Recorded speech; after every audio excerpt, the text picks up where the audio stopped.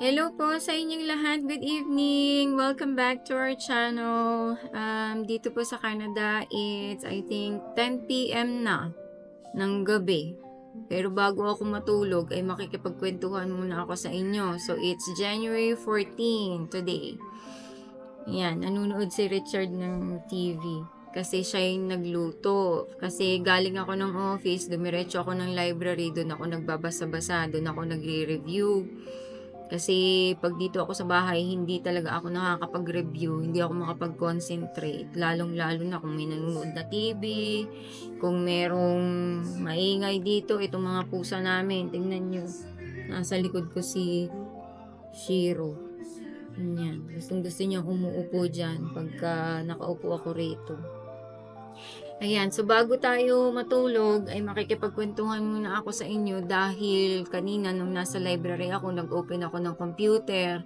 Nakita ko may update na ang IRCC tungkol sa changes to open work permit for family members of temporary residents. So pag i-open nyo ang website ng IRCC, nandyan na, ipinaskill na nila kasi nung nakaraan yung mga Filipino YouTuber dito sa Canada, pinag-uusapan yan sa mga episodes nila na merong propose nga na ganyan, hindi pa sure, hindi pa implemented, kaya tinawag nilang propose.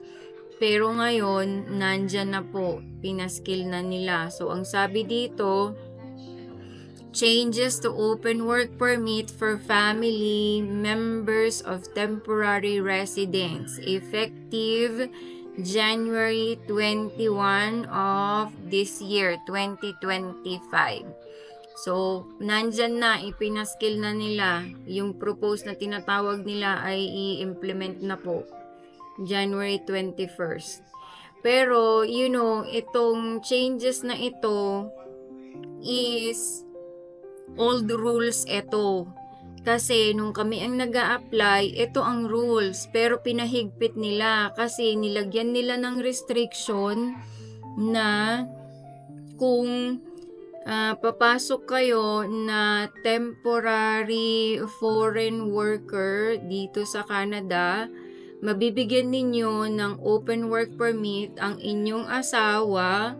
Pero dapat ang contract ninyo, ang work permit ninyo is valid 16 months or longer. So yun ang restriction na idinagdag nila dito.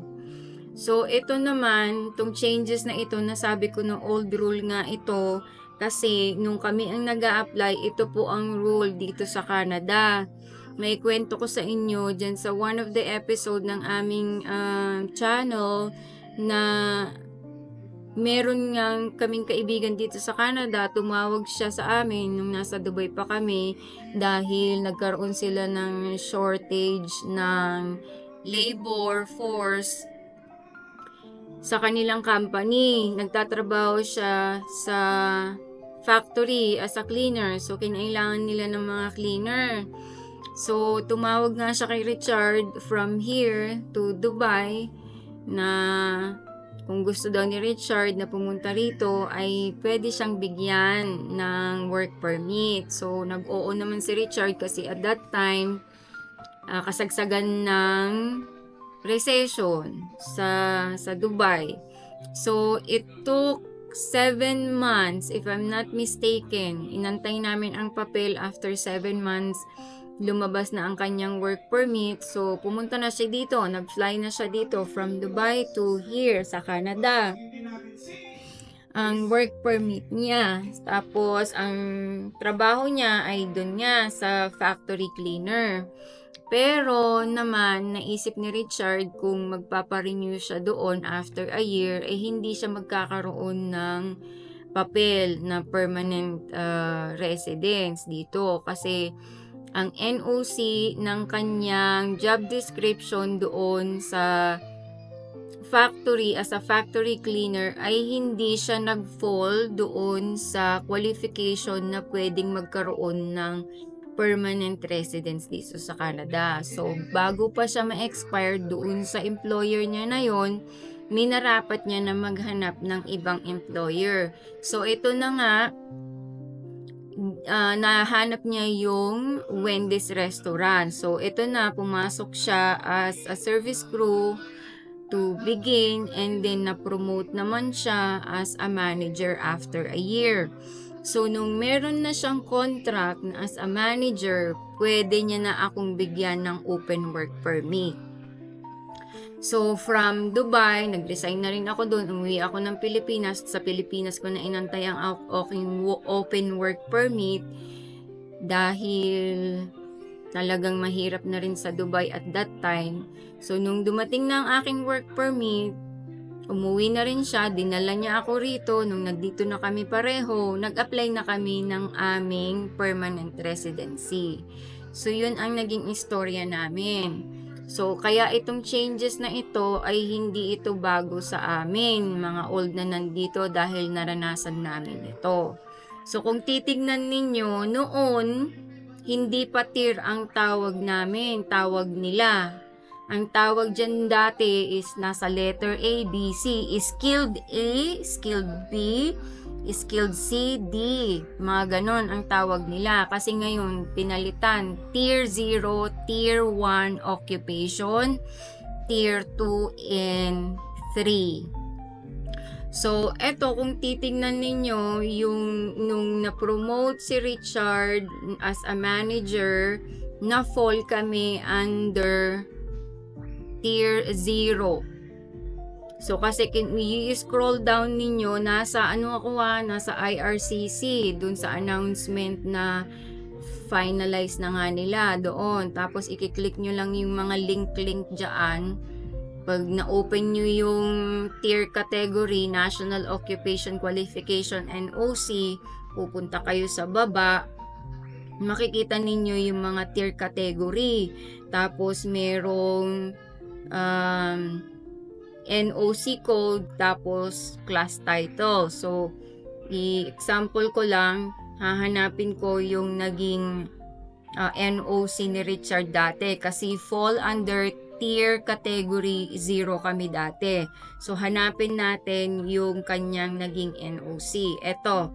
So, kung i-scroll down ninyo, ang naging NOC dati ni Richard ay 60030, which is, kung titignan mo yung kanyang class title ng job description niya, is Restaurant and Food Service Manager. So, yun yung naging job title niya, yun yung NOC na para makapag-apply kami as a permanent residence dito sa Canada. So, yun lang yung one example. Meron pang isa dito under family ng foreign worker para ma-sponsoran ninyo ang inyong asawa at mabigyan ng papel na open work permit. Aside from tier 0 is tier 1 occupants. So, ang tier 1 occupants naman, ang category type niyan is occupations that usually require a university degree. Ang example ng mga yan, kung titignan ninyo sa mga NOC numbers niya, examples ng job descriptions niya is financial advisors, software engineers, at marami pang iba kung i-scroll down ninyo. Yan. And then, meron pang isa. Merong mga selected tier 0 or tier 3 occupation. Sa ngayon, ang binanggit lang dito, this includes occupations in the natural and applied sciences, construction, healthcare, mga nurses, mga natural resources, education, mga teachers, sports and military sectors. So, ang full na listahan niyan, ipapaskil nila dyan, available on January 21. Ano kaya itong sports and military sectors? Sports, mga siguro itong mga coach. Hindi natin alam. Pero malalaman natin yan pagka pinaskill nila ang full list ng mga NOC. So, yan ang under sa temporary foreign worker. Yan yung mga dapat nating titignan, i-validate natin.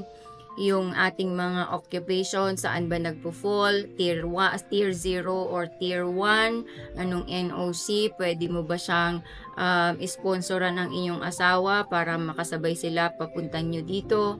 At dapat tatandaan din ninyo na yun nga, nabanggit ko kanina, isa sa mga restriction na nilagay nila dito, ito ay bago. Dapat ang work permit ng inyong asawa or ang contract niya is 16 months or longer. So kung hindi 16 months ang naging contract niya, isang taon, 12 months lang yun, hindi pa rin kayo pwede. Kahit na fall kayo to tier 0 or tier 1, hindi pa rin nyo pwedeng ma-sponsoran ang inyong asawa. At saka, hindi na rin kasali ang mga anak. Hindi na rin pwede kasali ang anak. Yun ang sinabi dito. Yung pa yung isa na restriction.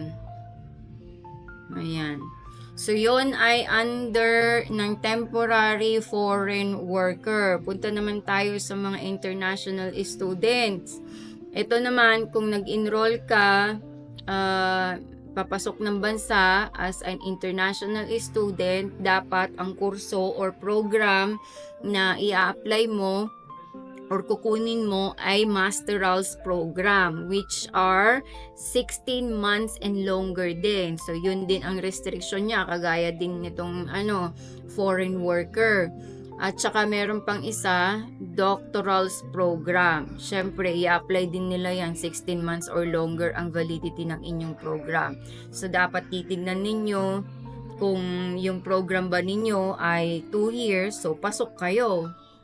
Pero kung na-fall siya under 6 months, ay hindi kayo pasok. So, meron pang ibang selected professionals and eligible programs. Pero kung titignan ninyo, wala pang nakapaskill.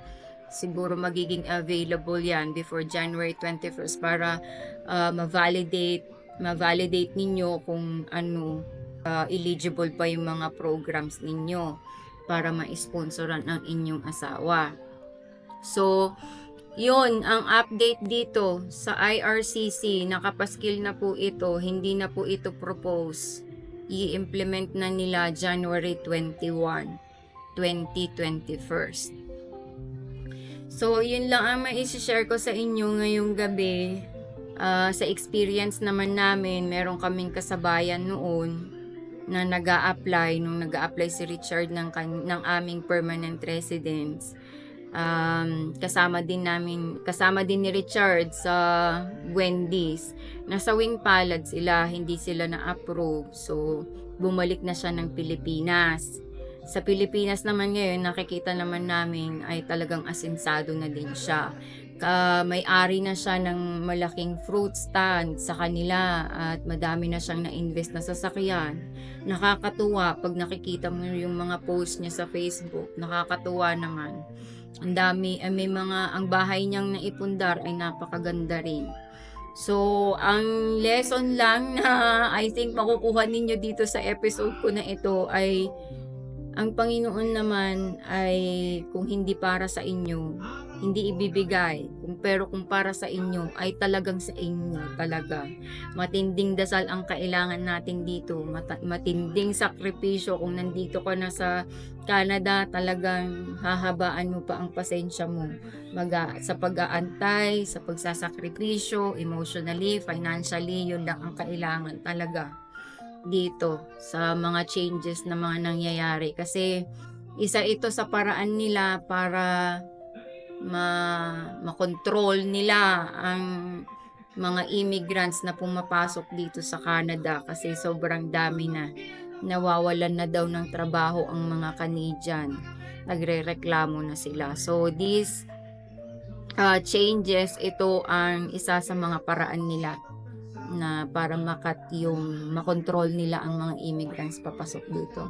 So, yun lamang po ang aking mai-share sa inyo ngayong gabi. Sana may natulungan ako sa inyo. Kung hindi ka pa nakapag-subscribe sa aming YouTube channel, mag-subscribe ka naman, mag-comment ka naman, at i-share mo na din ang aming mga YouTube episodes dyan. Yun lang, dasal-dasal, tiis-tiis, yun lang ang kailangan natin ngayon.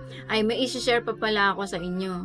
Nung palang nag-a-apply kami ng aming permanent residence, nung bumalik si Richard sa Pilipinas, nagsimba kami bago kami nag-fly, bago kami pumunta ng airport. So, dun sa simbahan, may mga nakita akong mga novena paper ba, pagka pumapasok kayo sa simbahan, may mga nandun mga announcement doon. Meron akong nakitang novena to Mama Mary. So, binasa kong ganyan, 9 days novena. So, kumuha ako ng kopya ko. Pagpunta namin dito sa Canada, mag-aantay kami ng aming permanent residency na papel. Nagdubina talaga kami. Oo. So, yun. I think nakatulong naman yung aming nobina. Answered prayer naman. So, yun lamang po. Gusto ko lang i-ano sa inyo na kailangan dasal, dasal, dasal. Yun lang ang kailangan natin. Maraming salamat. Have a good evening. We love you all. Bye-bye po.